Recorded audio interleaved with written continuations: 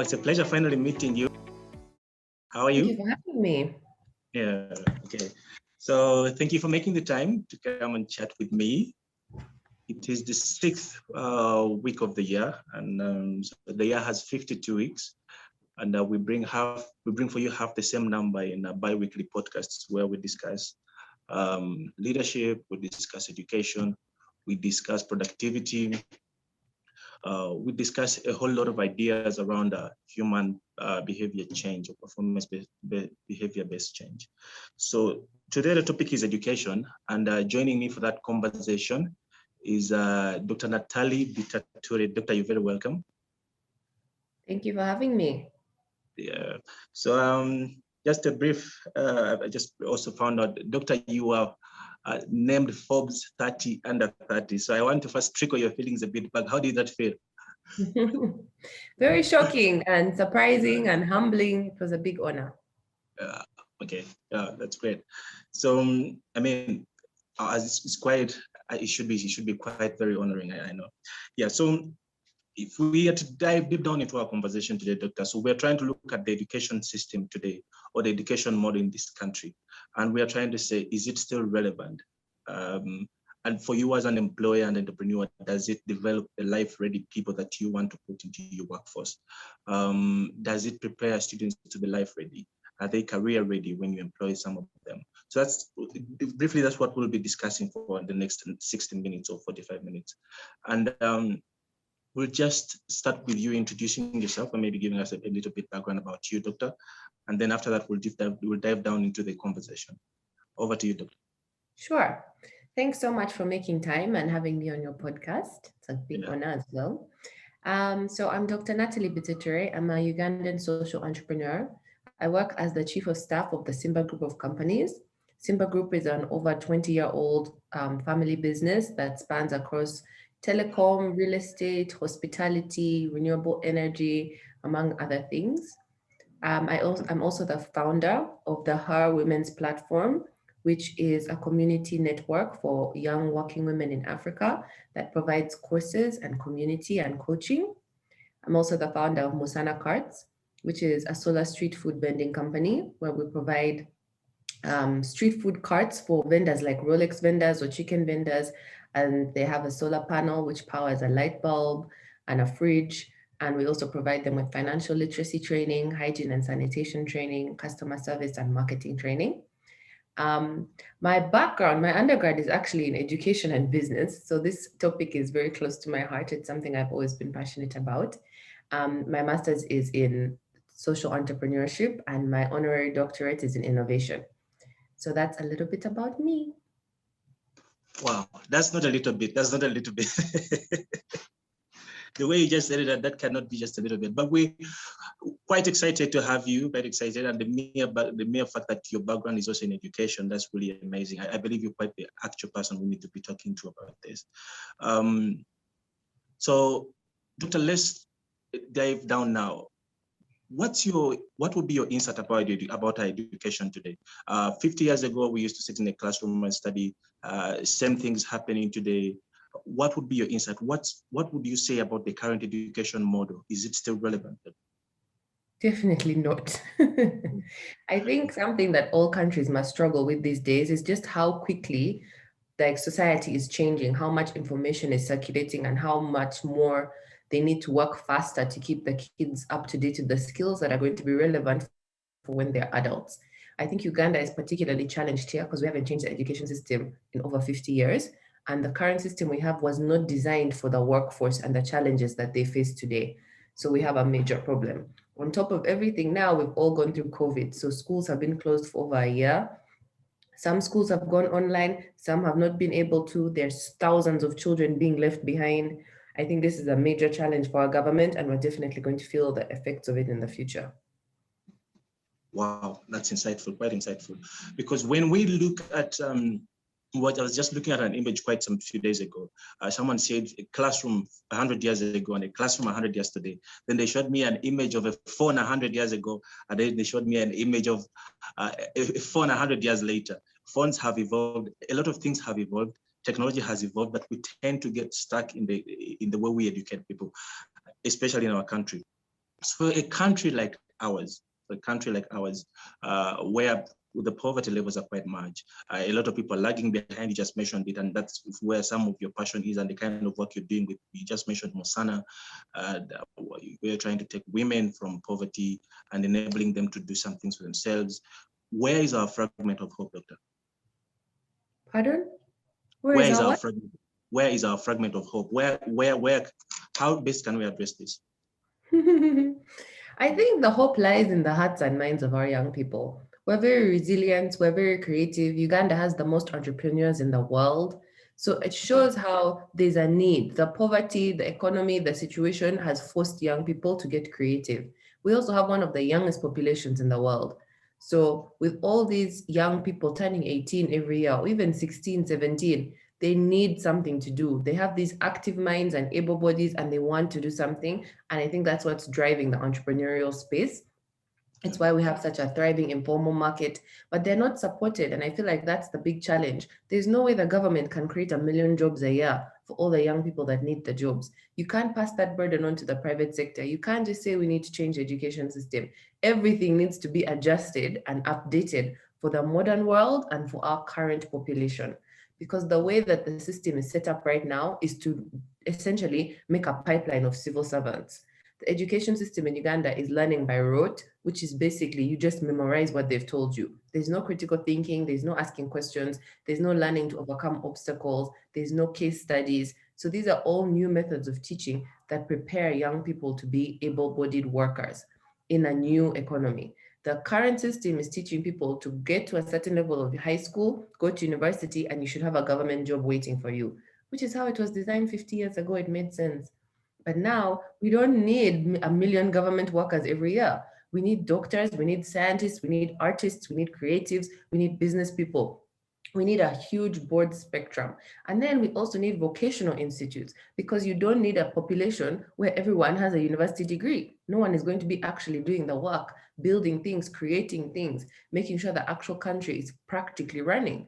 So I think the Ministry of Labor and the Ministry of Education should really be having these kinds of conversations and thinking about a child that is in primary one today. What kind of job or what kind of citizen are they going to be when they are finished, when they're 18? What skills do they need to have? What type of mindset? What type of attitude? What kind of resources do they need? Some countries start as young as 12 or 13, dividing kids whether they're going to academic or vocational tracks, because you do need a huge vocational population. And then there's also the stigma of that. In our culture, your parents want you to be a civil servant or a doctor or an architect or an engineer, something they can say they're proud of. But we need plumbers, we need electricians. What's the point of engineers if there are no electricians? Who is actually going to make everything? So we also need to adjust the culture and the mindset and the attitude to make sure that people understand that we need all types of workers, white collar and blue collar. We need physical laborers. And that has to be something that people do with pride and that can also innovate and grow. That's true. That's so true. Thank you so much for that insight. That's so true because I think from my own experience, actually, I can give my own experience. You know, my family was so obsessed with the fact that you need to be a doctor, you need to come out as an engineer, and the pride that comes with. And also another very important insight that you just mentioned when you talked about critical thinking, when you talked about innovativeness. You know, when I was in university, there was no day my lecturer came through and then they told me today the topic is critical thinking, or today the topic is creativity, or today the topic is how do you be responsible. But when you get to the workspace, the employers check, and you know the competences that they look for in you after looking at what your transcript looks like, is they'll ask you, they're looking for creativity, they're looking for innovation, but there has been no intentional way of developing that aspect in the students going through school. And I like the idea that in some countries, you know, students are separated at an early age, quite very young, just for them to be able to establish, is this vocational, is this going to be a doctor? But we don't, I think we don't have we've not been, as a country, we are not intentional about such things. I think we're looking out for the next government opening so that we get in, which is quite small. The population has grown, 7 million 1986, 45 million 2020. It just can't be the same thing, Doctor. So as Doctor, it takes me to that drives me to my next question. So, as an employer, the director Simba Group, when I'm sure you also receive undergraduates who have just left school and then just joined the market. What are the challenges, Doctor? The biggest challenge I find as an employer is young people don't know how to think for themselves. So when you hire someone in a position, I have to look for the competencies and the background. However, if someone has a first class degree in something, that just means they understand the technical part and the theory. They've never actually done it. So the problem comes when you give them instructions or a project or a task. The first sign of trouble or something that's unexpected, I don't know what to do. And they just freeze. That is the natural response. Hello, madam. Okay, you told me to do this, but this has happened. What do I do? You can't be calling your boss, what do I do, every single time? Because there's no job in the world where everything is just smooth every day. There are no obstacles or challenges or questions or things go wrong or you have to move in a different direction. So we spend a lot of time training because you first are useless to me until you've been trained in being able to solve problems for yourself. You have to be able to understand these are the different situations that can come up. This is how you should be able to handle them. A big problem I have is people don't ask questions. I can't tell you how often I have to explain a project or a task or give instructions. And at the end, I'm like, everyone understand? And everyone just looking. And I know within 2 days, they're all going to start calling me, I don't understand, or this has gone wrong, or what do I do? Because we don't have a culture of asking questions. So something I'm always telling my staff from the moment they meet me, ask me questions, please. I don't mind if they're silly questions. If you have 100 questions, I would rather you disturb me 10 times a day with questions than I come back after 1 month, the project is not done, and you're just sitting there. I also don't know what to do, which is a big challenge. So these are the small things that have to be taught from when someone is young. Usually in interviews, you can tell the kind of personality that's ready to ask a question or is not so shy, or someone who is ready to take a leap of faith or take a risk, and they might look silly or they might do the wrong thing, but they'll try. And those are the people I like to look out for because it means they're going to learn faster because they're going to put themselves out there. They'll take the risk of I might fail, but it might work. But that's not Absolutely. fair. It's a disadvantage to all the extroverts or to the risk takers. There's so many more people with introverted personalities or who want to follow the rules or who are diligent and good at what they do, but they've not been trained to ask questions, to problem solve. When an obstacle comes up, assess it. What is the issue? How can I break it down? How can I find a solution? I can't just take problems to my boss all the time. We need to be more solution oriented, and that comes from critical thinking.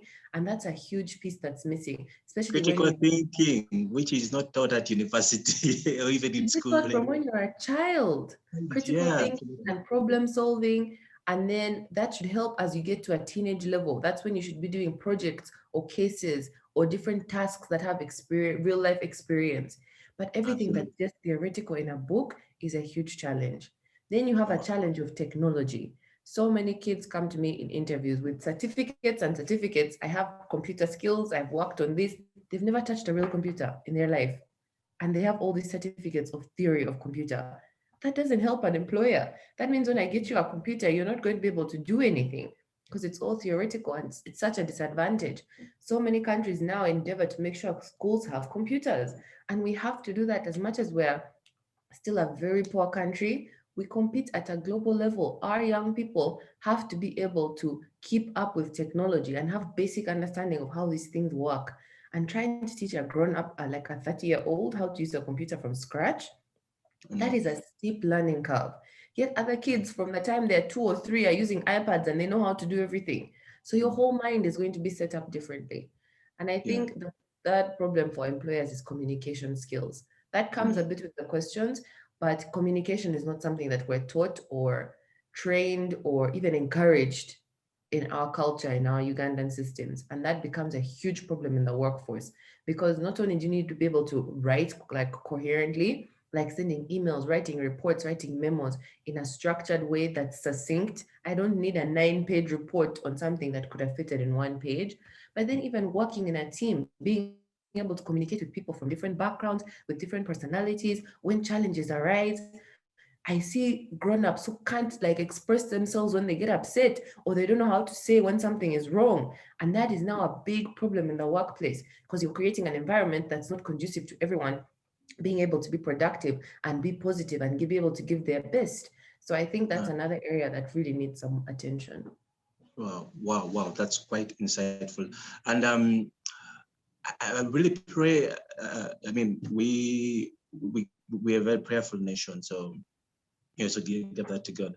I think I don't. The other issue I think is being able to realize what that is and also doing something about it. That's extremely important, doctor. So you're realizing that, some of my employees can do this, so I'm intentional. I should be intentional developing it, because the one thing we've realized, students leave school today to join the job market, to join the job or work, but then to again start learning again. You realize everything else that they did in school became quite irrelevant. They need to relearn. I have interfaced with interns also who can't even write, who can't even put a signature on an email. Someone can't even put down an email, but they graduate and they have a first class. So the correlation between first class and actually doing the work is not there. And thank you for that, Doctor. So what, in your own 1, 2, or 3 words, what's the quality of our undergraduates? What's the quality of graduates that we get in this country? What's the quality? I would say mediocre at best. I think it's still helpful because to have an undergraduate degree shows a level of discipline and commitment. And I don't want to discount the hard work that they put in. But even the way at university, things are still taught, everything is still very, there's not much technology being used. People are still handwriting essays and just sitting and listening to lecturers and then responding in work. So it's not very interactive, it's not very experiential. The classes are huge. So I don't see there's so much value to the person when it comes to skills. It's more about saying, I have the degree, I finished it. It shows a level of education that you should be able to read and write and understand the basics. But that's as far as I take an undergraduate, the value of it. What's funny is you say we're a very prayerful country. Me, I think the churches have started to pick up the slack where schools have left off. And it's a wonderful thing to see. There are so many churches now that really encourage young people, not only with their mindset and attitude, they encourage them in a positive way that gives them support and confidence. And now they've started doing skills and programs and training because they see the gap and no one is filling it. And that's somewhere that young people can really turn to and feel like they have a community and they're supported and all learn together. So I really commend them. Yeah, okay. Actually, that one is something we too are directly involved in. With some of the work we do in same group is to partner with education institutions and organizations to make sure that they're developing life-ready learners. So we do this through a number of programs called, we have Lead and Me, where we do professional development for quite a number of institutions. And when you mentioned the church, my brain actually went to one of those churches. And there's a church, Watoto, quite a number of education institutions they have, and really their intention on growing a godly transformational leader. So they want to make sure that child has all the key competencies that you as an employer are looking for. Or they also have the competence to drive entrepreneurship. They have the competence to make sure that they are a developmental person. So I think that's extremely right. And thanks for that insight. You just reminded me of that. Are schools teaching the right thing, Doctor? Are schools teaching the right, is this the right math? Are these the right things schools are teaching? I don't think so, personally. But it's not up to them. I think schools and teachers are doing what they can. But honestly, I think we should take advantage of the situation with COVID and try and move the Ugandan education system online, even for kids in rural areas. These days, there's electricity, there's network. We need to find a way to be innovative to get them information because the schools are teaching historical facts. You don't need to be learning facts in school in this day and age. Everybody has Google. Even a kid in the village today is going to grow up, and by the time they're 16 and have a smartphone, they will have access to Google. So they don't need to be memorizing facts and formulas like we used to 50 years ago. It's just a waste of everyone's time. So I think it's a big process for the government to have to change the curriculum, to retrain all the teachers. But South Africa went through it a few years ago, and they have a lot of learnings that they can share with different countries. So we're not the first ones to go through it, but we should also not be the last. Are we really waiting to be the last country that the British left an education system in and we have kept it until now? Why must we wait to be one of the last ones to change and to update and to innovate? When you look at countries like India, their government set certain targets and goals, and now they have one of the most educated populations in the world. Just because they said we want graduates, we're going to move into customer service, we're going to move in technology, we're going to move into software. So they knew what targets they were going for and how to push the kids in that direction. And look how well they're doing. Their kids do so well in school. They have the most millionaires in the world. Their country and their economy is growing in a modern way. They're keeping up. With a huge population like that, they had poverty to fight. They still have so many people living in rural settings, but they've managed to get services and education and healthcare to every little corner. And that's how you move a population forward. So you stay competitive. They're not competing in farming like most of us African countries. They're moving with the rest of the world and it's keeping them a force. So I feel so concerned for Africa when we're still using these old practices and old theories, and the whole world is updating and moving. Yet we have no excuse anymore. It's up to us and our own initiative to change the way that we're doing things. Yeah. Wow. Thank you so much, Dr. Nataliey. Thank you so much. And I really think it's quite important. But I also tend to sometimes to drive my thinking, and the more reason I actually zeroed in on you to come through and talk through this, because based from on your experience, I know you've studied outside of this country too. So what was your experience? So countries like ours here, Uganda, with a lot of appropriate poverty, I should even call it appropriate poverty. So how do we develop an appropriate inclusive education policy where, you know, you talk someone in the rural area where they have the same kind and quality of education like someone in Kampala, like someone in the city centers, where we are developing students or learners who are extremely life ready, who will not come to you and they can't write, you know, an email. I can't put up an email to someone who has a class 1 certificate in computer applications and they can't even switch it on.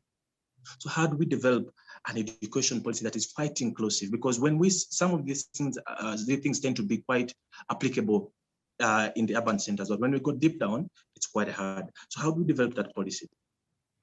So, firstly, I think when you say inclusive, you have to think about the different segments within your population.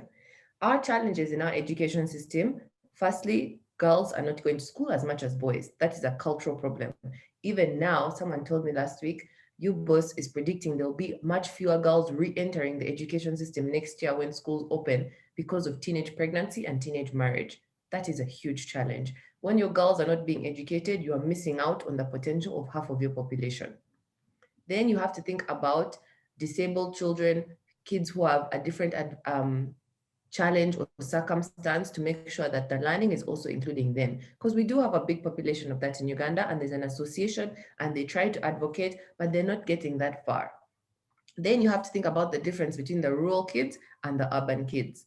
So you need to see what type of education you are going to be able to get to everyone, to make sure that they all understand and they're actually learning and absorbing. So many countries are testing out different theories about whether you really need to examine kids every year. It puts them under so much pressure. I think you've gone through the Ugandan education system. Think about how you stressed you on, you're in P7.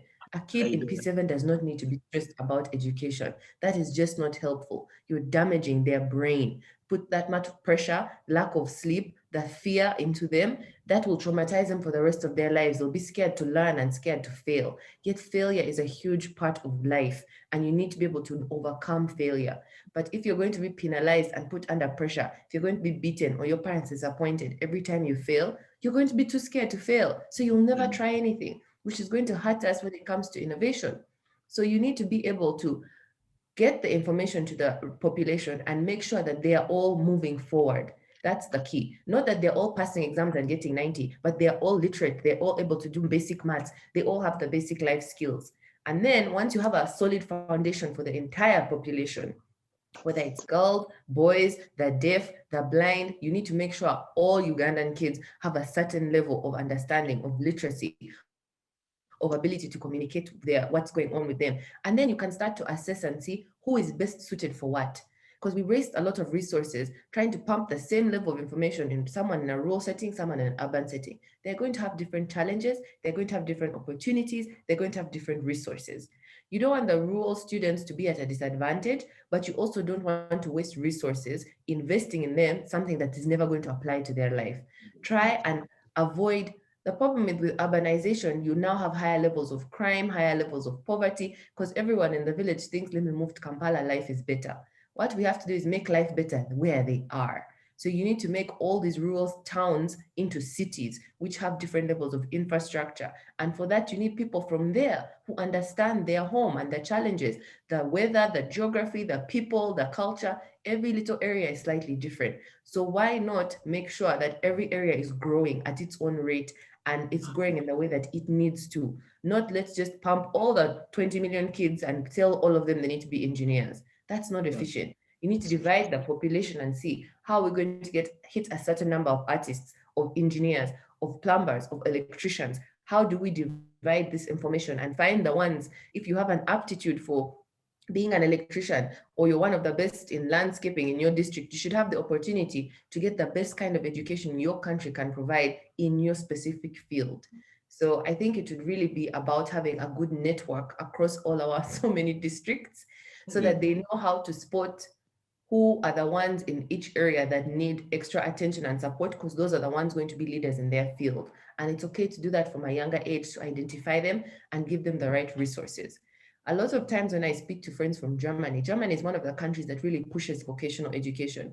And a friend of mine told me, in Germany, you can't be a good carpenter unless you started being a carpenter when you were age Wow. 5, because that's Wow. when you need to start learning the skills that are going to make you excellent at what you do later in life. That's why so many people like have family businesses and continue the family practice, because you just have an advantage. You've been doing it since you were young. Me, I can talk about business without trying because it's what I grew up listening to all day, every day. So I have Yeah. an advantage. Someone who grew up being a carpenter is of course going to do much better than me, even if I spend a year in carpentry school now. So we need to be able to support kids in their own aptitudes, because everyone has a talent. They have a natural skill or ability or a genius within them. And the sooner you unlock that in people, the better it is for everyone. Wow.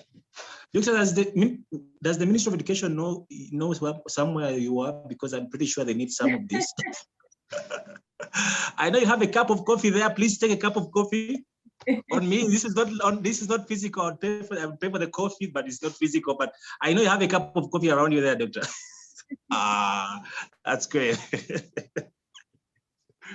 All right, that's awesome. Thank you so much. Thank you. This is quite insightful. I'm pretty sure everyone that is going to view this is going to be quite helpful, especially educationists and everyone else in this country.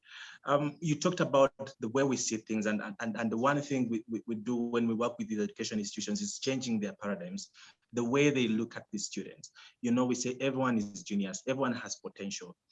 So that how do you tap into each child's potential? But there has been no intentional way of developing such things. And this is quite some of the work we do with these education institutions, like I mentioned to you earlier.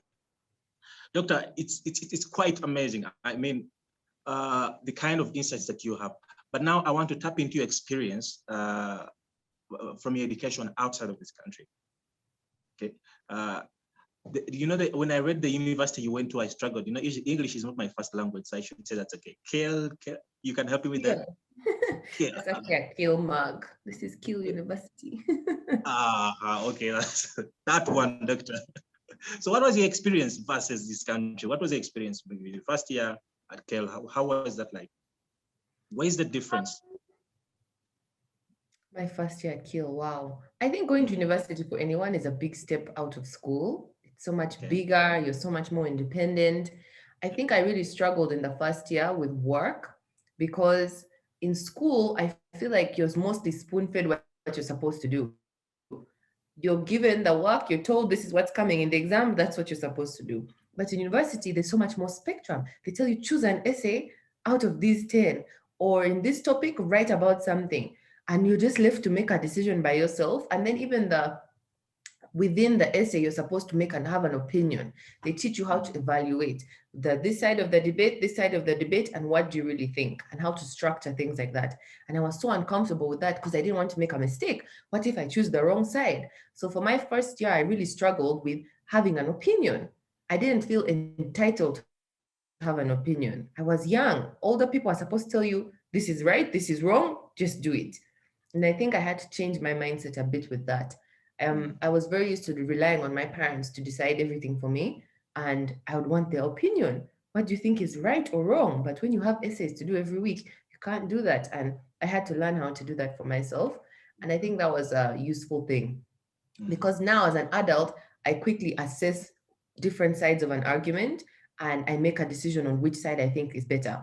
And I'm used to now communicating that in meetings, or when it's up to me to make a decision, I have to be able to assess different sides of an argument and say, okay, let's go with this one. If it doesn't work, it doesn't work, but we had to make a decision and try. And I'm okay with that now. So I think that made a big difference for me. Wow. Thank you, Doctor. I think so. So then the other thing I was trying to look at is so preparation for college or preparation for university. When we look at because like you mentioned it, in school you're pumped and then you're told what to do. We call it, you work on the bell. You work on the bell. The bell goes, you need to go for lunch. I'm talking about our curriculum here. The bell goes, you go to sleep, the bell goes. But now once you've gone to university, everything is changing. You are an individual, especially in Uganda here. You are an individual now. All the country believes you're old enough to make key decisions to help you progress in life. But does our education system, or does these high schools really prepare these students for university? Are they prepared to go to university? Now we're talking about college readiness. Do they know what they're going to interface with? What's your sense, Doctor? No, I don't think anyone is being fully prepared. Also, from what I understand, because I didn't go to university in Uganda, you can be Yeah. assigned your university degree, which is what my parents tell me. Based on your grades, someone else decides this subject is what the person should be taught. And I was like, what? I found that very shocking, because that really takes away someone's agency and their ability to make decisions for themselves. I also think young people need to be sensitized. Not everyone should be going to university. Some should go to vocational school, others should start businesses, some need to enter the workforce straight. Like, it's okay to find that level, because also here a big barrier for entry for university is fees. So many people struggle to pay university fees. Last night, I was speaking on Facebook to one of the women in her group. She said that her family is even laughing at her that she sold her only piece of land to pay for her university degree, and now she doesn't have a job. So she just feels a fool. And I was so distressed. I'm like, how am I supposed to help someone like this now? What do I tell her? Keep looking for a job? I know what the economy is like right now. If I can't hire her, who can hire her? What is going on? How are we supposed to help young people like that? She's so discouraged. You know what it is to look for a job for years and years when you put everything on the line for it? I think we have portrayed the wrong image. I understand we had to sell education, education, education to get, especially people in a rural setting, to put their kids in school with UPE and then USE. But we also really need to teach people that university is not everything. There's many ways to make a good living without a university degree. And also a big sector of our population should not have a degree and should not be ashamed about it. If you don't have a certain aptitude, or you need the skills to be a lawyer or a doctor or an architect, you don't really need university. You can be better off with getting life training, business training, skills training that has no technical specific knowledge, because most people don't work in the field of their degree. And also, the stuff you learn in your degrees is not particularly useful unless you're in a very specific field, like doctors and lawyers, specialists, where the knowledge you're learning in university you're actually applying every day. Most careers, you don't actually need that. So I think we really need to better train people. Countries, I think, which send kids to the army when they're 18 also have an advantage, like Israel and Tanzania, because you teach them discipline. And that's the most important skill that most people coming out of university gain. So you don't need to go to university for that. You just need to get regimented. You need a sort of discipline and training to show you how to commit to doing something, doing it consistently until it's over. And I think that's the most advantageous thing to teach someone who's 15 to 18.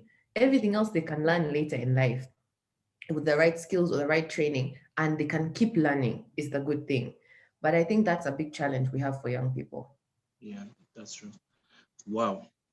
We can go on and on and on and on and on with this, Doctor. We get 4 minutes left on our 45 minutes for this session. First, so what's your feeling, Doctor, after our discussion? What's your feeling? Any last words to the people out there, to the educationists, to parents, to people, to everyone? And you know, you just before we get into that, the last thing you just talked about, you know, you never use some of the things we do in university we never do. We've never used in the workplace.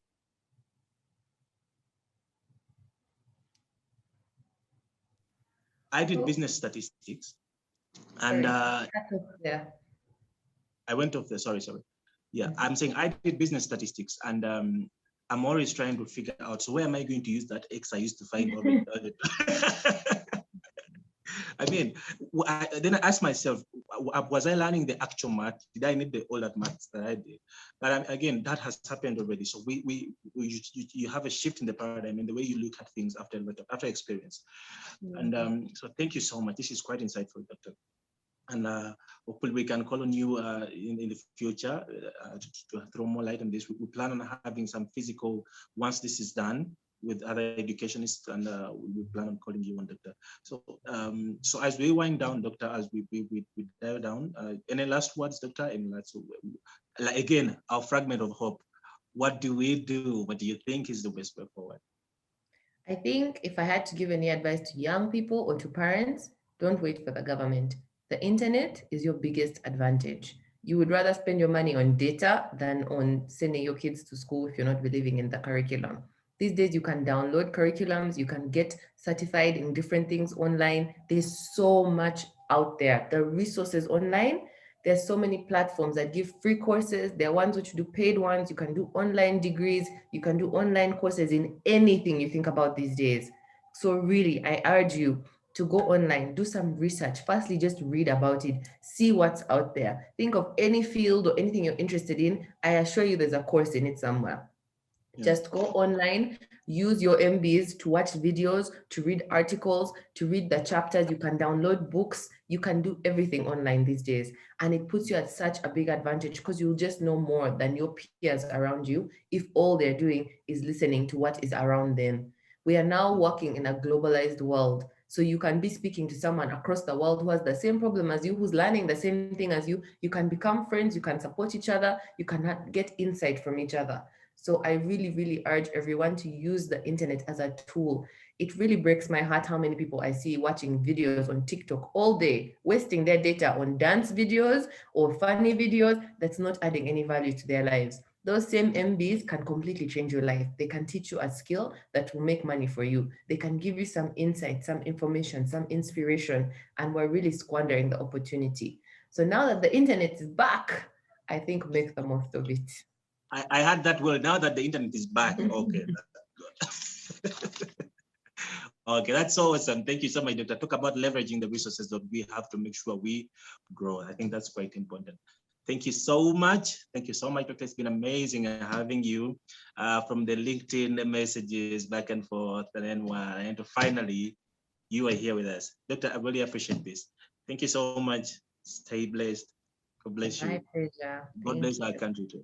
By the way, on behalf of SEM Group, so I will be sending you a book, The 7 Habits of Highly Effective People. I don't know if you've read the book. Stephen Covey, yeah. Stephen Covey. So by the way, so Stephen Covey is one of the people behind Franklin Covey Global. And we are the licensee holders in Uganda, Rwanda, Burundi, and Togo. Yes. So we are the licensee holders. Very good. Yes, that's an excellent book. Everyone should read it. Everyone should read it. So you should have a copy by Monday or Tuesday in your office. On behalf of SEM Group. Thank you. My boss doesn't know about this, but I'll take the risk. All right. Thank you, Doctor. Stay blessed. Bye-bye. Thank you. Have a good day.